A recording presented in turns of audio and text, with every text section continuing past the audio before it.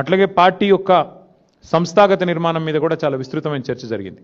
సభ్యత్వ నమోదు, పార్టీ యొక్క కమిటీలు, ఇవన్నిటి విషయంలో చర్చ జరిగింది.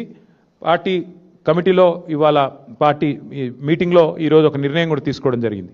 రాష్ట్ర వ్యాప్తంగా ఉన్న అన్ని కమిటీలు ఎక్సెప్ట్ స్టేట్ కమిటీ మినహా అన్ని కమిటీలను కూడా ఈరోజుతో రద్దు చేయడం జరిగింది.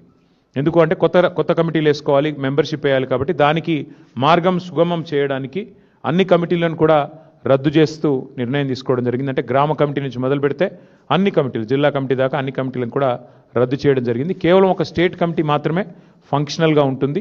ఆ స్టేట్ కమిటీ ఆధ్వర్యంలో మెంబర్షిప్ కార్యక్రమానికి పోతాం. రాష్ట్ర వ్యాప్తంగా మరి ఈ మెంబర్షిప్ కార్యక్రమాన్ని కూడా రెండు మార్గాల్లో చేస్తాం. ఆన్లైన్ మరియు ఆఫ్లైన్. అంటే ఆన్లైన్ అంటే డిజిటల్ మోడ్లో, ఆఫ్లైన్ అంటే మరి పుస్తకాల ద్వారా, మెంబర్షిప్ పుస్తకాల ద్వారా 2 మార్గాలుగా